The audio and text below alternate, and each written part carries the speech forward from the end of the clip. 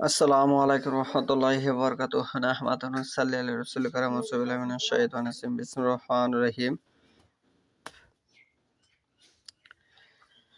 বাবু ফাসলিস্তু হুরি বিল্লাইলি one নাহারি ফাসলিস সালাতি বা'দাল বুসুই বিল্লাইলি one নাহারি। আজকের বক্তব্যের বিষয় হলো রাতে ও দিনে তাহারাত ও পবিত্রতা হাসিল করার মর্যাদা এবং উঁচু করার পর রাতে ও দিনে সালাত আদায়ের ফজিলত সম্পর্কে আমি যে হাদিসটি তালাত করেছি সহিহ বুখারী প্রথম খণ্ড পর্ব 1917 হাদিস নম্বর 1149 হাদিস নম্বর 1149 আন আবি হুরায়রা রাদিয়াল্লাহু আন্না নবী সাল্লাল্লাহু আলাইহি ওয়াসাল্লাম কালা লিবিলাল ইনদা সালাতিল ফজরি ইয়া বিলাল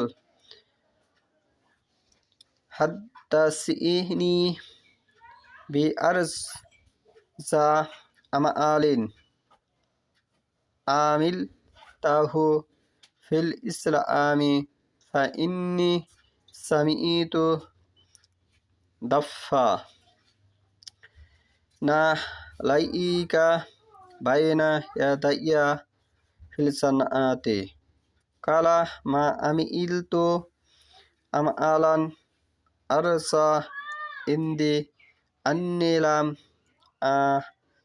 তাহির তাহুরান ফি সাআতি লাইলিন আও নাহারিন ইল্লা সালাইতু বিসালিকাত তুহুর মা কুতিবা লি আন উসাল্লি কালা আবু আব্দুল্লাহ দাফা না লাইকা ইয়ানি তাহরিক।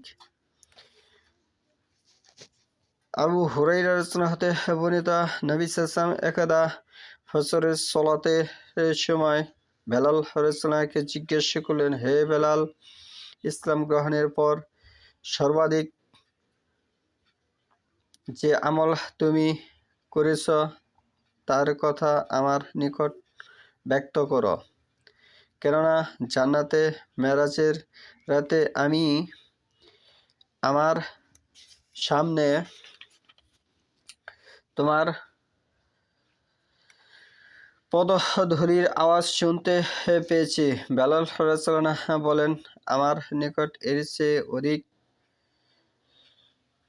সন্তুষ্টিভাজক হয় এমন কিছু তো আমি করিনি।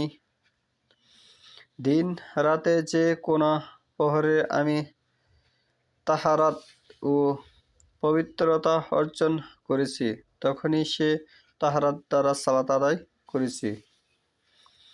যে পরিমাণ সালাত আদায় করা আমার তাকদীরে লেখা ছিল। হাদিসটি হচ্ছে 1149।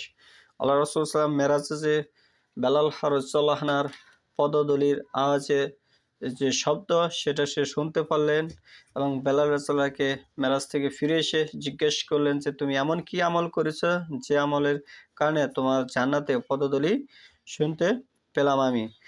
একজন সাহাবী তার জীবন দশায় যে জান্নাত পেয়েছে তার সার্টিফিকেট বা তার সমর্থন আমাদের শেষ নবী হযরত মুহাম্মদ সাল্লাল্লাহু আলাইহি ওয়াসাল্লাম দিচ্ছে এই হাদিস থেকে। পর্ব 19 অধ্যায় 17 হাদিস নম্বর 1149। তাহলে এই সার্টিফিকেটের গ্রান্টিড আছে যে বেলাল রাদিয়াল্লাহু আনহু জান্নাত পেয়েছে, বেলাল রাদিয়াল্লাহু আনহু জান্নাতে গিয়েছে, এটি এই হাদিস থেকে স্পষ্ট বোঝা যায় এবং বেলাল রাদিয়াল্লাহু আনহু জান্নাতে যাবে, যেটি আপনি বুঝেন যেভাবে বুঝেন। কারণ আল্লাহ রাসূল সাল্লাল্লাহু আলাইহি ওয়াসাল্লাম যেখানে সমর্থন করেছে বেলাল রাদিয়াল্লাহু আনহুর কথা, সেই কথা ভুল কোশ্চেনকালেও হতে পারে না।